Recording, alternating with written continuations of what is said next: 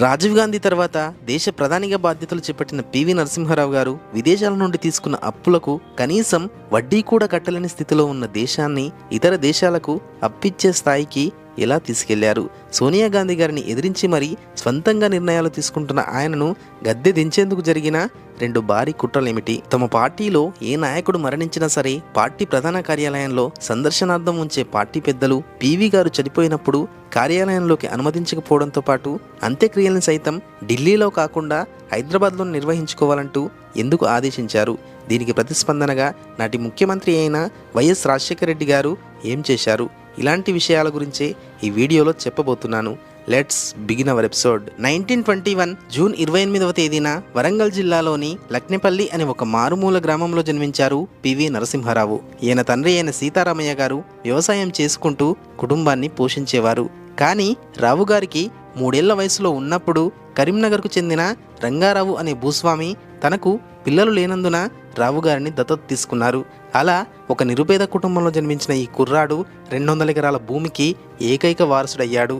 కరీంనగర్లోనే intermediate వరకు చదువుకున్న ఈయన ప్రముఖ ఉస్మానియా యూనివర్సిటీలో బ్యాచిలర్ ఆఫ్ ఆర్ట్స్లో అడ్మిషన్ తీసుకున్నారు. ఇలా స్టూడెంట్గా ఉన్న సమయంలోనే స్వాతంత్రోద్యమం పట్ల ఆకర్షితులై నిజాంకి వ్యతిరేకంగా పోరాడటం మొదలుపెట్టారు. ఏ విషయాన్నైనా అవలీలగా నేర్చుకునే రావు గారు ఇలా విద్యార్థిగా ఉన్న సమయంలోనే జర్మన్, ఫ్రెంచ్ లాంటి విదేశీ భాషలతో పాటు 15 భారతీయ భాషల్లో కూడా అనర్గళంగా మాట్లాడేవారు. ఇలా ఆయనలోని గొప్పతనాన్ని గమనించిన కాంగ్రెస్ పార్టీ రావు గారికి ఎమ్మెల్యే టికెట్ కేటాయించడంతో 1957లో జరిగిన అసెంబ్లీ ఎన్నికల్లో మంత్రి నియోజకవర్గం నుండి పోటీ చేసి ఎమ్మెల్యే అయ్యారు. ఇలా తెలంగాణ ప్రాంతం ఆంధ్రలో విలీనమైన నాటి నుండి అంటే 1956 నుండి 1971 వరకు కాంగ్రెస్ తిరుగులేని మెజారిటీతో గెలుపొందేది.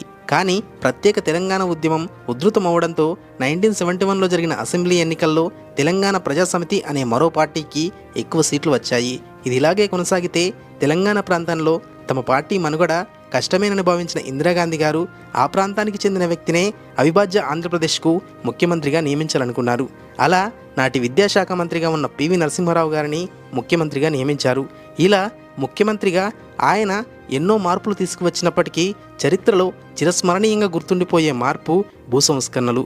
నిజానికి బ్రిటిషర్స్ నుండి మనకు స్వాతంత్రం లభించినప్పటికీ కొన్ని వందల ఎకరాల భూములు ఇప్పటికీ భూస్వాముల దగ్గరే ఉండిపోవడం వల్ల ఎంతోమంది రైతులు ఇప్పటికీ కటిక పేదరికాన్ని అనుభవిస్తున్నారు. ఈ విషయాన్ని గమనించిన రావు గారు ఒక వ్యక్తికి 50 ఎకరాలకు మించి భూమి ఉండకూడదని చట్టం తీసుకువచ్చారు. ఇలా ఆయన తనకు వంశపారంపర్యంగా సంక్రమించిన భూమితో పాటు ఈ చట్టం ద్వారా సేకరించిన 1000 ఎకరాల భూముల్ని నిరుపేదలకు పంచిపెట్టారు. ఇలా ఈయన ముఖ్యమంత్రిగా కొనసాగుతున్న సమయంలోనే ఇందిరాగాంధీ గారు దేశవ్యాప్తంగా ఎమర్జెన్సీని ప్రకటించారు. దీనికి గల ప్రధాన కారణం రాజీవ్ నారాయణ్ అనే పొలిటీషియన్ ఇందిరాగాంధీ గారు తనకు వ్యతిరేకంగా పోటీ చేసిన సమయంలో ఆమె ప్రభుత్వ ఉద్యోగులతో పాటు ప్రభుత్వ డబ్బుని సైతం తన ఎన్నికల ప్రచారానికి వినియోగించుకున్నారని కోర్టులో పిటిషన్ వేశారు. దాంతో అలహాబాద్ హైకోర్టు ఈ కేసును విచారించి ఇందిరాగాంధీ గారి లోక్సభ స్థానాన్ని రద్దు చేసి తదుపరి 6 సంవత్సరాల పాటు ఎన్నికల్లో పాల్గొనకుండా ఆమెపై నిషేధం విధించింది. అది జీర్ణించుకోలేని ఇందిరాగాంధీ గారు నాటి ప్రెసిడెంట్ అయిన ఫక్రుద్దీన్ అలీ అహ్మద్ చేత ఎమర్జెన్సీని ప్రకటింపజేశారు. ఈ సమయంలో ఇందిరాగాంధీ గారు ఒక నియంతలా వ్యవహరిస్తూ రాజీవ్ నారాయణ్తో పాటు తనకెదురు నిలిచిన ప్రతిపక్ష పార్టీ నాయకులందరినీ అరెస్టు చేసి జైల్లో వేయించారు. ఇదంతా గమనిస్తున్న రావు గారు తనకిష్టం లేకపోయినా సరే ఇందిరాగాంధీకి వెన్నంటే ఉన్నారు. కానీ దేశ ప్రజలతో పాటు విదేశాల నుండి వచ్చిన ఒత్తిడి ఫలితంగా ఇందిరాగాంధీ గారు 1977లో ఎమర్జెన్సీని ఎత్తేశారు. దాంతో 1977లో జరిగిన ఎన్నికల్లో జనతా పార్టీ అధికారంలోకి వచ్చి మొరార్జీ దేశాయ్ గారు ప్రధానమంత్రి అయ్యారు. కానీ ఈ పార్టీకి సైతం సంపూర్ణ మెజారిటీ లేకపోవడంతో కొన్ని ప్రాంతీయ పార్టీలతో కలిసి ప్రభుత్వాన్ని ఏర్పాటు చేశారు. కానీ ప్రభుత్వం ఏర్పడిన మొదటి రోజు నుండే వీరి మధ్య విభేదాలు తలెత్తడంతో అధికారంలోకి వచ్చిన 2 ఏళ్లకే ప్రభుత్వం కుప్పకూలిపోయింది.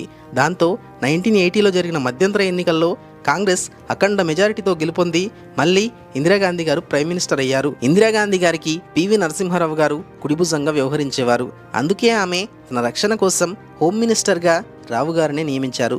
కానీ 1984లో జరిపిన ఆపరేషన్ బ్లూ స్టార్లో భాగంగా ఇండియన్ ఆర్మీ గోల్డెన్ టెంపుల్లోకి ప్రవేశించి మరీ బృందన్ వాలే అనే ఉగ్రవాదితో పాటు 800 మంది ఖలిస్తాన్ ఉగ్రవాదులను కాల్చి చంపింది. అయితే ఈ ఆపరేషన్ జరిగే కంటే ముందే గోల్డెన్ టెంపుల్లో ఎలాంటి మారణహోమం సృష్టించవద్దని కొంతమంది సిక్కు పెద్దలు ఇందిరాగాంధీని ప్రాధేయపడ్డారు. దానికే ఆమె అంగీకరించలేదు. కనీసం ఇండియన్ ఆర్మీని అయినా షూ తీసేసి టెంపుల్లోకి ప్రవేశించమని కోరారు. కానీ ఇందిరాగాంధీ గారు వారి మాటల్ని పట్టించుకోకుండా ఆపరేషన్కి ఆదేశించారు. దాంతో సిక్కుల మనోభావాలు దెబ్బతిన్నాయి. అందుకే వారు ప్రణాళిక ప్రకారం 1984 డిసెంబర్ 31వ తేదీన ఇందిరాగాంధీ గారిని తన సొంత బాడీగార్డ్స్ చేత కాల్చి చంపించారు. దాంతో ఆమె పెద్ద కుమారుడైన రాజీవ్ గాంధీ గారు ప్రధానమంత్రి అయ్యారు. ఈయన హయాంలో దేశ హోంమంత్రిగా బాధ్యతలు చేపట్టిన రావు గారు తన మనస్సాక్షిని చంపుకొని 2 కఠినమైన నిర్ణయాలను తీసుకోవాల్సి వచ్చింది. వాటిలో మొదటిది సిక్కుల ఊచకోత. ఇందిరాగాంధీ గారిని హత్య చేసినందుకు ప్రతీకారంగా కాంగ్రెస్లోని కొంతమంది అనుచరులు దేశవ్యాప్తంగా ఉన్న సిక్కులందరినీ చంపివేయడం మొదలుపెట్టారు.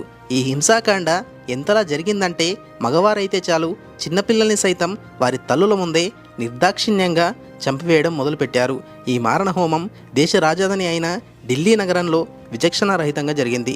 తమ ప్రాణాలు కాపాడమని ఎంతోమంది సిక్కులు పోలీస్ స్టేషన్లలో తలదాచుకున్నా సరే వారికి రక్షణ కరువైంది. దీనికి గల ప్రధాన కారణం ఢిల్లీ పోలీసులకు పీఎం ఆఫీస్ నుండి కాల్ చేసి ఎంత హింస జరిగినా సరే, ఎలాంటి కాల్స్ వచ్చినా సరే నేరుగా పీఎం ఆఫీస్కి బదిలీ చేయమని ఆర్డర్స్ వచ్చాయి. దీనికి తోడు నాటి హోమ్ మినిస్టర్ అయిన పివి గారిని సైతం ఈ విషయంలో జోక్యం చేసుకోవద్దని ఆదేశించడంతో ఆయన సైతం మౌనంగా ఉండిపోయారు. అలా ఈ మారణకాండలో 16,000 మంది సిక్కులు చనిపోగా కొన్ని వేల కుటుంబాలు రోడ్డున పడ్డాయి. నంబర్ 2, భోపాల్ గ్యాస్ దుర్ఘటన. మధ్యప్రదేశ్లోని భోపాల్ నగరంలో నిర్మించిన యూనియన్ కార్బైడ్ అనే ఫ్యాక్టరీ నుండి అర్ధరాత్రి సమయంలో మిథైల్ ఐసోసైనేట్ అనే గ్యాస్ లీక్ అవ్వడంతో 6,000 మంది ప్రజలు పడుకున్నవారు పడుకున్నట్టే చనిపోగా 5,20,000 మందికి పైగా కంటి సమస్యలు, చర్మ వ్యాధులు లాంటి తీవ్ర అనారోగ్యాల బారిన పడ్డారు.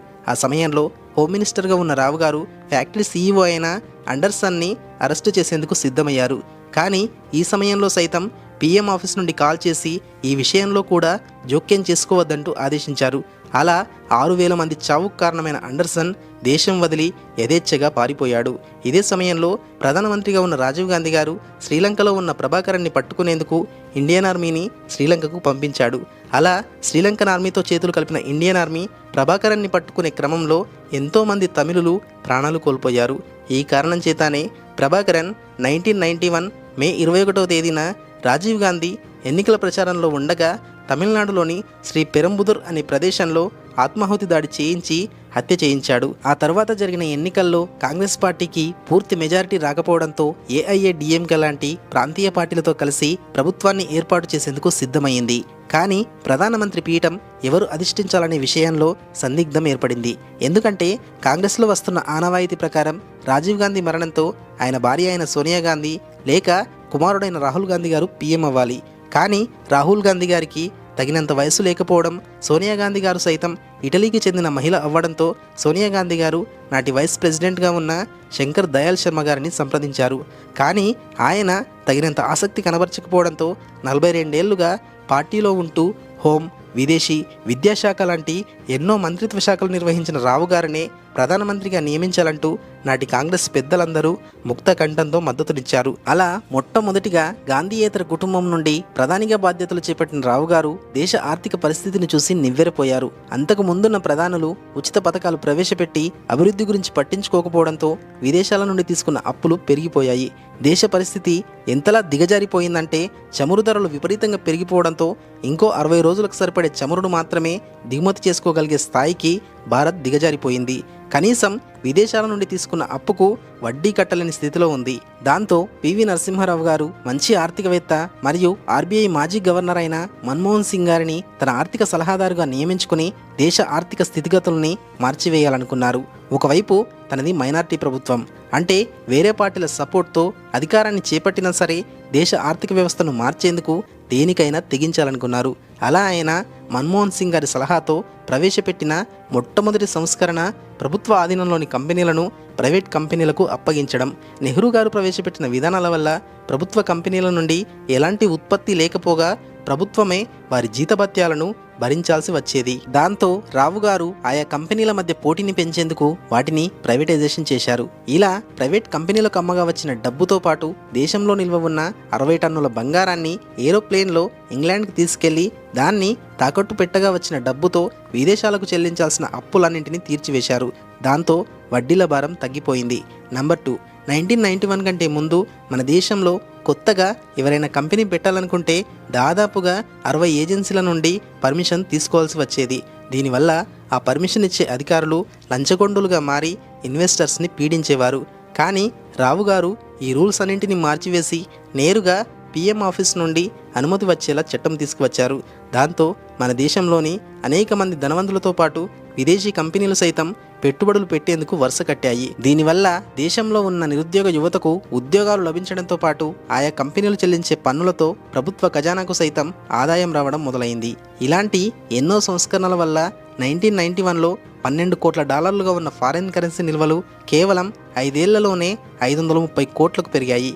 అయితే రావు గారు తీసుకునే ఈ నిర్ణయాలన్నింటినీ సోనియా గాంధీ గారు వ్యతిరేకించినా సరే ఆయన పట్టించుకోలేదు.